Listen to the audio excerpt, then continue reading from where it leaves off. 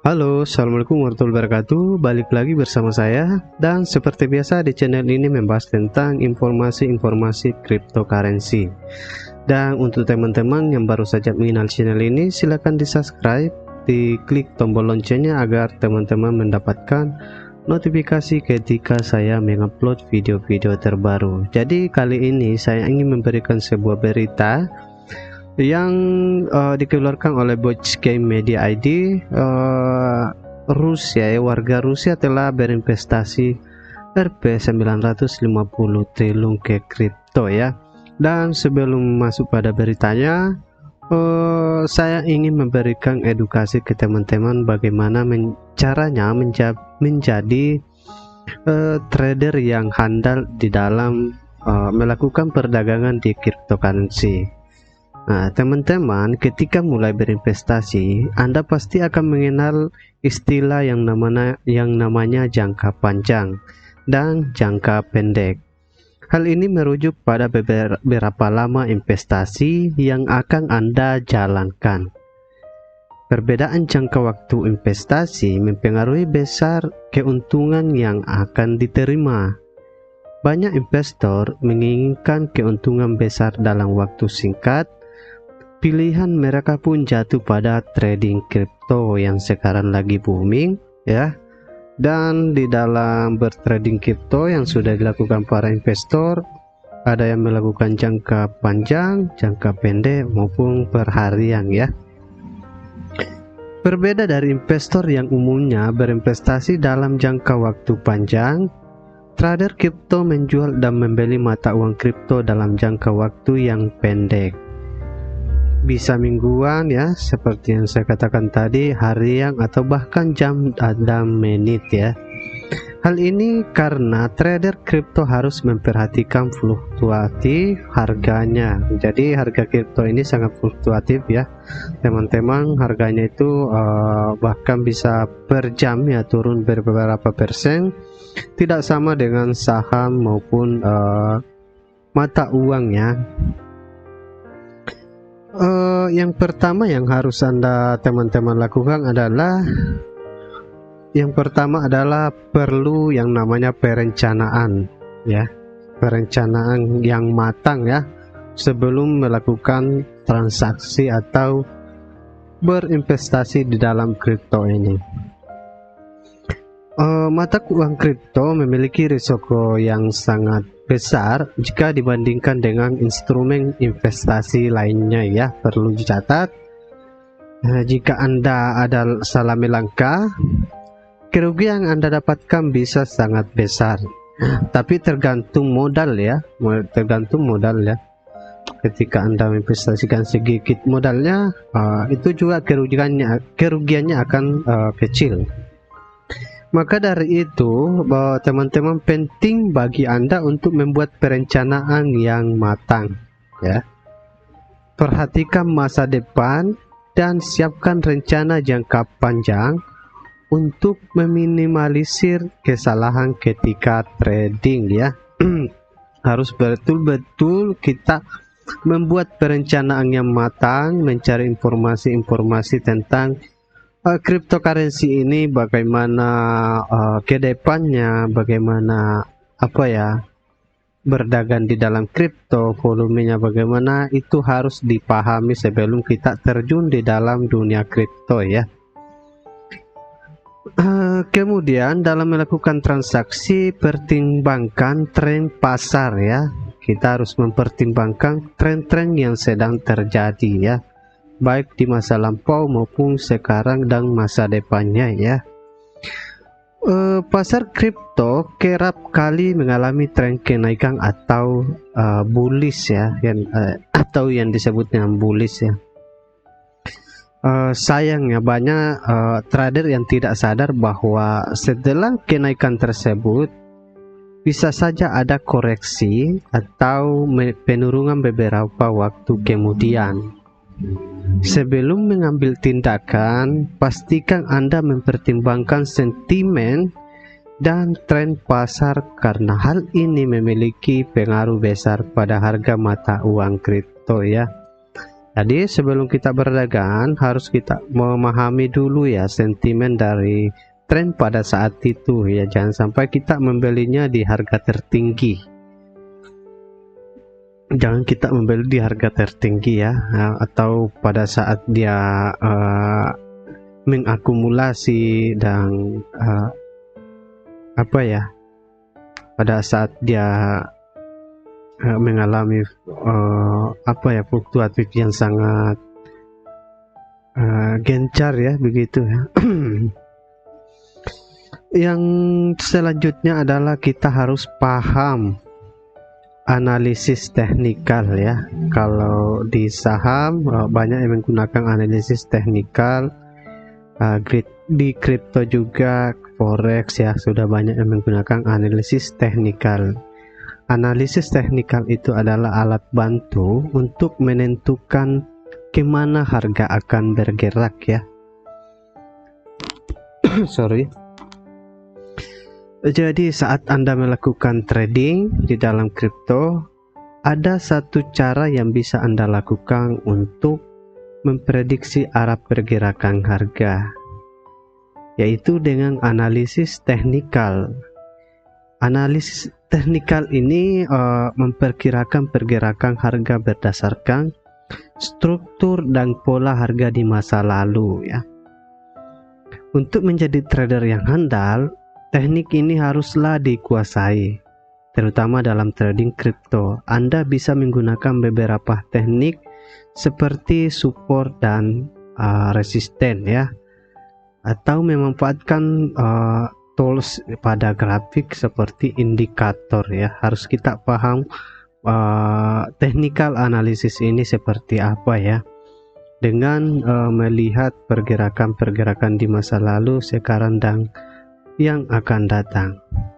Kemudian sesuaikan dengan target dan kemampuan. Keuntungan dari investasi memang tampak menggiurkan, namun jika hanya terlena dengan keuntungan besar, Anda bisa saja melakukan tindakan yang ceroboh pada awal memulai trading. Dan kegiatan ini membutuhkan kemampuan dan waktu untuk mempelajarinya. Jangan asal cemplung ke dunia kripto ini. Kita harus mempelajarinya dulu, ilmunya dulu, baru kita melakukan trading. Jadi maka dari itu, saat memulai menjadi trader kripto, teman-teman buat target yang sesuai dengan kemampuan ya. Kemampuan di sini terutama dalam modal ya. Dan sampai kita menggunakan modal bukan dari kemampuan kita, atau modal yang pinjaman dan atau modal panas ya. Kemudian teman-teman juga harus membuat skema untuk membeli atau menjual suatu aset kripto ya. Misalnya teman-teman ketika sudah analisis teknikalnya bagus, kemudian teman-teman sudah membelinya di harga tersebut, misalnya di harga 1000 ya. Kemudian ketika naik di harga 1500 ya, dijuallah aset kripto itu. Kalau teman-teman ingin jangka panjang ya, boleh masih di dalam modalnya ya. Karena saya rasa untuk aset kripto ini bagusnya itu jangka panjang bagi modal-modal yang masih di bawah sedikit ya. Kalau investor besar atau retail ya, itu bisa per hari, per jam ya.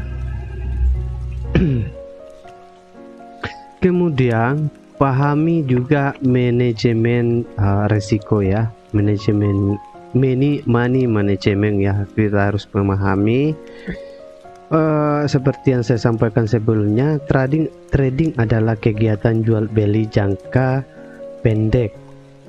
Seorang trader perlu mengetahui kapan harus menyudahi transaksi yang untung dan rugi, serta seberapa besar uang yang harus Anda gunakan untuk membeli sebuah aset kripto. Ada baiknya Anda sebagai trader kripto membatasi kerugian dan keuntungan sebelum bertransaksi ya. Jadi ini masuk pada perencanaan ya teman-teman. Dengan membatasi kerugian, Anda sudah mengetahui kapan harus menutup transaksi jika aset kripto mengalami penurunan, ya. Hal yang sama berlaku pula untuk aktivitas membatasi kerugian. Ketika Anda mencapai angka tertentu yang sudah ditentukan sebelum bertransaksi, yang sudah Anda rencanakan, Anda tahu kapan akan menutup transaksi untuk menghindari penurunan harga, ya.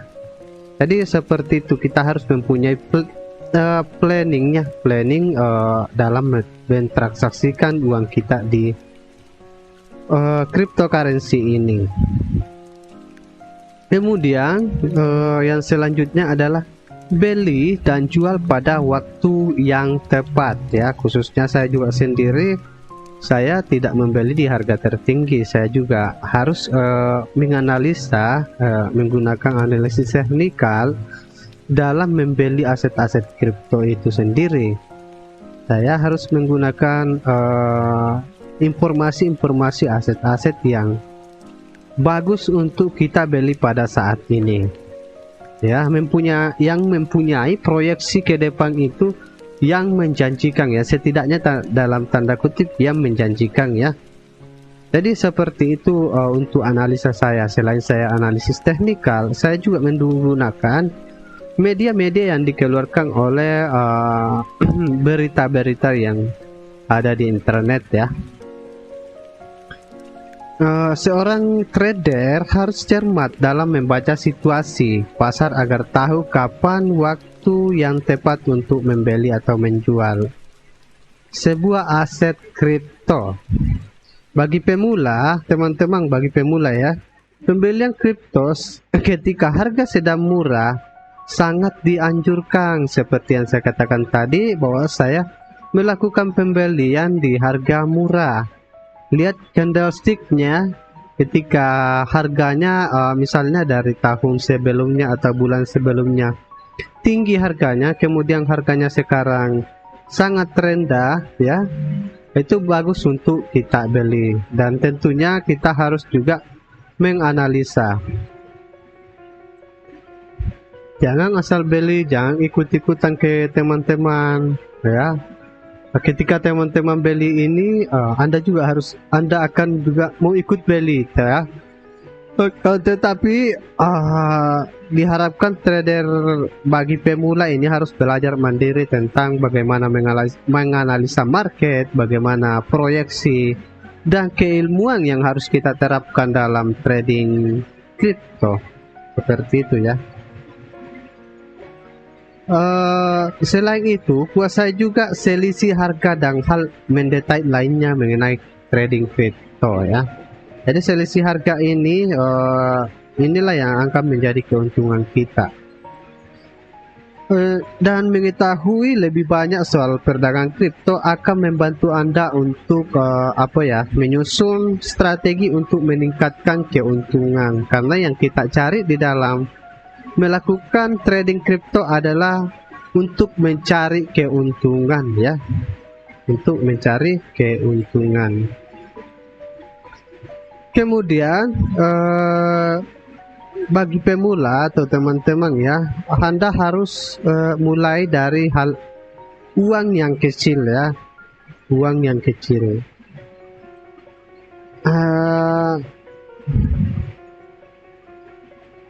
Pahamilah bahwa bagi teman-teman pemula tidak ada jaminan Anda pasti akan mendapatkan keuntungan tinggi ketika mengambil resiko yang besar, ya. Itu sudah tidak ada kepastian, ya, nah, istilahnya begitu. Mulailah dari resiko atau modal yang kecil terlebih dahulu, ya, sambil memperkaya ilmu Anda soal mata uang kripto ini. Jadi itu tadi beberapa kiat-kiat bagaimana kita bisa menjadi trader handal di dalam transaksi di cryptocurrency, ya.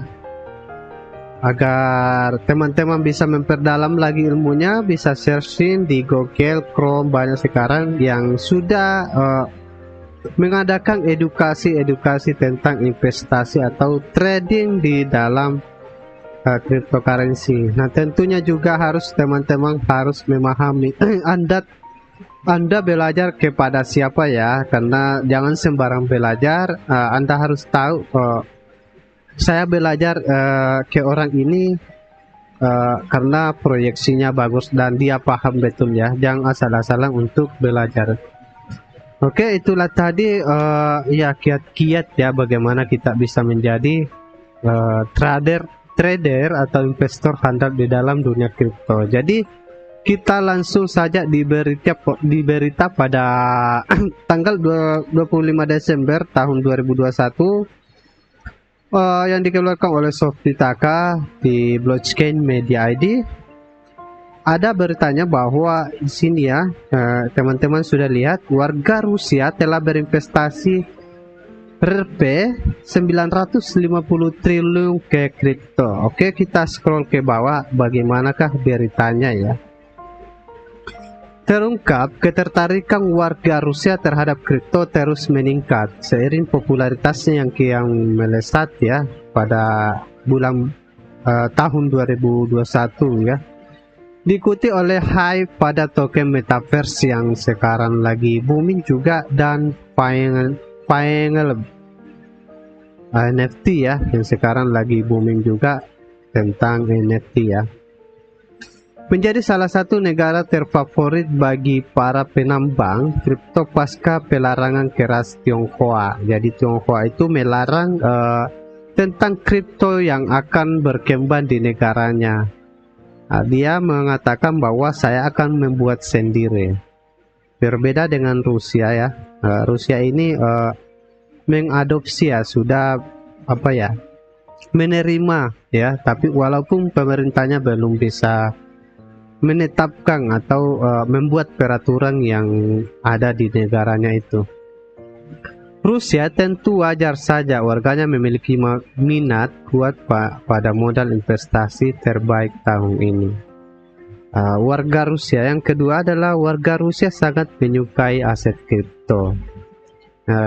Laporan News Bitcoin Selasa 21 Desember 2021 bahwa warga Rusia telah menukar total sekitar 5 triliun rubel atau setara dengan 950 triliun menjadi aset kripto. Namun belum diketahui sejak kapan penghitungan yang dilakukan. Oke, menurut beberapa laporan 5 triliun rubel telah diinvestasikan oleh warga Rusia dalam cryptocurrency. Ini yang mengatakan adalah Kepala Komite Pasar Keuangan atau Anatoly Aksakov. Meskipun aset kripto termasuk Bitcoin belum begitu diatur di negara tersebut, para warganya tampak sangat antusias dengan aset digital ini. Diketahui undang-undang tentang aset keuangan digital akan mulai berlaku pada awal tahun 2022. Rusia ini sangat mendukung teman-teman ya. Jadi meski hanya melingkupi beberapa aturan saja seperti penerbitan Bitcoin. Kalau di Indonesia sendiri sudah dibuatkan peraturan-peraturan tentang Bitcoin ya, aset kripto ya. Kalau di Indonesia sendiri dia mengatakan bahwa aset kripto, dan fatwa ulama yang kemarin ya mengatakan bahwa aset kripto ini haram ya. Kemudian dibantah lagi oleh Kementerian Perdagangan ya, khususnya ini dalam yang menangani hal itu di pemerintahan, bahwa aset kripto haram ketika diperdagangkan. Apa istilahnya ya? Nanti teman-teman cari sendiri ya. Ada video yang kemarin saya tonton, videonya Anang Hermansyah ya, bersama dengan Kementerian. dan akan dipublikasikan tentang peraturan-peraturan mengenai aset kripto di Indonesia.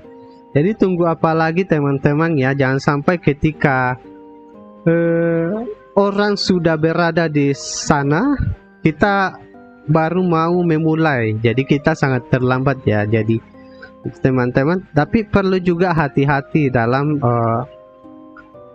apa ya, menginvestasikan uang kita dalam kripto ini. Itu yang tadi saya sampaikan, bahwa jangan terlalu banyak mengambil resiko. Pahami dulu keilmuannya, bagaimana aset ini berjalan. Dan ya, hari ini sudah disepakati atau disetujui, Indonesia khususnya di pemerintahan sudah mendukung bahwa aset kripto ini sudah bisa diperjualbelikan ya. Makanya saya sendiri juga melakukan perdagangan di aset kripto ini.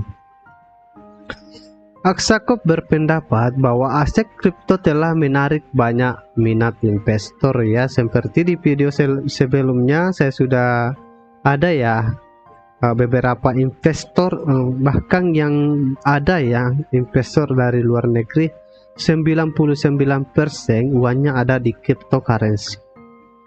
Ada 5 kemarin yang investor besar yang handal, yang mempunyai modal tinggi, sudah membeli beberapa kripto ya, ratus kripto yang ada di asetnya. Dia pun mengungkapkan bahwa saat ini adalah waktunya bagi pemerintah untuk memutuskan apa yang harus dilakukan terhadap aset kripto. Tentu saja ini demi keamanan dan perlindungan hukum bagi warganya ya. Penting untuk menentukan bagaimana kita memperlakukan fenomena ini, dan karenanya menetapkan kewajiban dalam hukum jika kita melarang atau membatasi sesuatu ya. Lembaga pemerintah Rusia juga telah memiliki pandangan yang berbeda untuk membangun regulasi terkait aset kripto. Berbagai pendekatan tengah dipertimbangkan, mulai dari memperlakukan larangan menyeluruh hingga melegalkan investasi dan perdagangan kripto. Di sisi lain, Gubernur Bank Sentral Rusia, Elvira Nabiullina, masih berpandangan negatif terhadap regulasi kripto dan bersikeras bahwa infrastruktur keuangan Rusia tidak boleh digunakan untuk memfasilitasi transaksi kripto. Memang masih belum semua pihak memegang satu suara untuk masalah ini, tapi itu adalah hal biasa setidaknya untuk sekarang. Namun, Wakil Menteri Keuangan Alexei Moiseev telah menegaskan bahwa mereka tidak akan mengambil langkah yang sama seperti Tiongkok. Setidaknya ini kabar yang melegakan ya.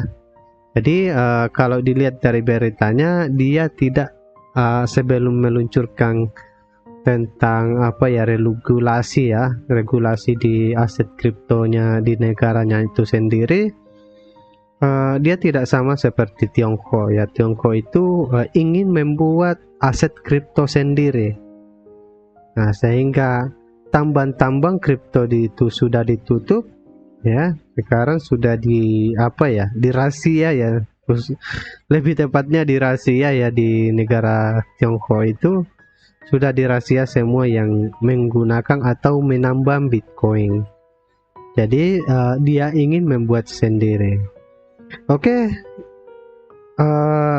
demikianlah video ini. Mudah-mudahan kita bisa informasinya bermanfaat, dan ketika ngelek bahasanya ya kurang ini ya kurang enak bahasanya ya, itu masih dalam tahap pembelajaran juga tentang kripto ya. Dan apabila teman-teman ingin mendalami tentang kripto lagi, ada banyak di internet yang teman-teman bisa cari tentang masalah-masalah kripto itu sendiri ya. Dan sekali lagi saya catatan bahwa video ini disclaimer ya, video ini bukan ajakan untuk investasi, bukan rekomendasi, tapi ini adalah sebagai informasi untuk teman-teman agar bisa